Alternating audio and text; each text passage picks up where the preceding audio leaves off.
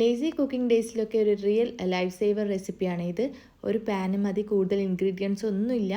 വളരെ ക്വിക്കായിട്ട് തയ്യാറാക്കാൻ പറ്റുന്ന സൂപ്പർ ടേസ്റ്റി സോസേജ് പെപ്പർ റൈസാണ് ഞാൻ ഇന്ന് ചെയ്യുന്നത്.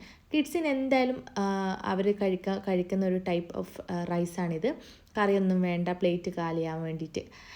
ഒരിക്കൽ ഉണ്ടാക്കി കൊടുത്താൽ അവരെന്തായാലും റിപ്പീറ്റ് ചോദിക്കാൻ സാധ്യതയുള്ള ഒരു റൈസാണിത്. അതിന് വേണ്ടിയിട്ട് കുറച്ച് സോസേജ് ഇതുപോലെ നീളത്തിൽ നമ്മൾ കട്ട് ചെയ്തെടുക്കണം. കഴുകി വൃത്തിയാക്കിയ സോസേജാണേ. അത് കഴുകി വൃത്തിയാക്കി അതിലേക്ക് മാരിനേഷന് വേണ്ടിയിട്ട് കുറച്ച് ഉപ്പ്, മഞ്ഞൾ, മുളക്, പെപ്പർ. ഇത് മുളകും പെപ്പറൊക്കെ നിങ്ങളുടെ എരിവിനനുസരിച്ച് കുട്ടികൾക്ക് എങ്ങനെയാണ് വേണ്ടത് അതിനനുസരിച്ച് ഏറ്റക്കുറച്ചിലുകൾ വരുത്താം. 2-3 ദിവസം അടുപ്പിച്ച് നമ്മൾ നോർമൽ റൈസ് കഴിച്ചാൽ നമുക്കൊരു മടുപ്പുണ്ടാകും. കുട്ടികളും ചോദിക്കും ഇന്ന് ഈ ചോറ് തന്നെയാണോ ചോദിക്കും. അപ്പം നമുക്കൊരു കുട്ടികളെ പറ്റിക്കാൻ വേണ്ടിയിട്ട് നമുക്ക് പെട്ടെന്ന് ഉണ്ടാക്കാൻ പറ്റുന്ന ഒരു റെസിപ്പിയാണ് ഇത്.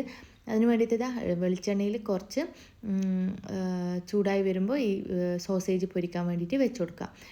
ഇതുപോലെ പൊരിഞ്ഞ് വരുമ്പോൾ നമുക്ക് കുറച്ച് കറിവേപ്പില ഇട്ട് കൊടുക്കാം. അതിന് മുമ്പ് വേണമെങ്കിൽ ഇട്ട് കൊടുക്കാം. ഞാൻ ഇങ്ങനെ ഇട്ട് കൊടുക്കുന്നത്.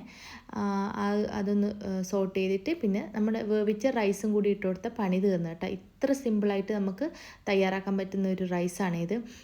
അപ്പോൾ വേറെ പരിപാടികളൊന്നുമില്ല. ജസ്റ്റ് ഒരു 2 മിനിറ്റ് അടച്ച് ഒന്ന് സെറ്റാകാൻ വെക്കുക.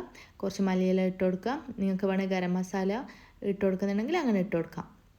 നമ്മുടെ ചോറ് റെഡി ആയിട്ടുണ്ട്. ഇത്രയും സിമ്പിളായ ഒരു ചോറ് ഞാൻ നിങ്ങൾക്ക് പറഞ്ഞു തരുമ്പോൾ നിങ്ങൾ എന്തായാലും ഇതൊന്ന് ട്രൈ ചെയ്ത് നോക്കണം. നല്ല ടേസ്റ്റുള്ള ചോറാണ്. ഇത്ര സിമ്പിളാണെന്ന് വിചാരിച്ച് ടേസ്റ്റിൻ്റെ കാര്യത്തിൽ ഒരു കോംപ്രമൈസുള്ള, കുട്ടികൾക്ക് എന്തായാലും ഇഷ്ടമാവും. കുട്ടികൾ വീണ്ടും ചോദിക്കും ഇത് ഉണ്ടാക്കി തരുമോയെന്ന്. അപ്പോൾ സോസേജെല്ലാം ഇഷ്ടപ്പെടുന്ന ആൾക്കാർക്ക്, വലിയ ആൾക്കാർക്കും എന്തായാലും ഇഷ്ടപ്പെടുന്ന ഒരു റെസിപ്പിയാണ്. ഇഷ്ടമായെങ്കിൽ ലൈക്ക് ചെയ്യുക, ഷെയർ ചെയ്യുക, സബ്സ്ക്രൈബ് ചെയ്യുക. Okay, thank you.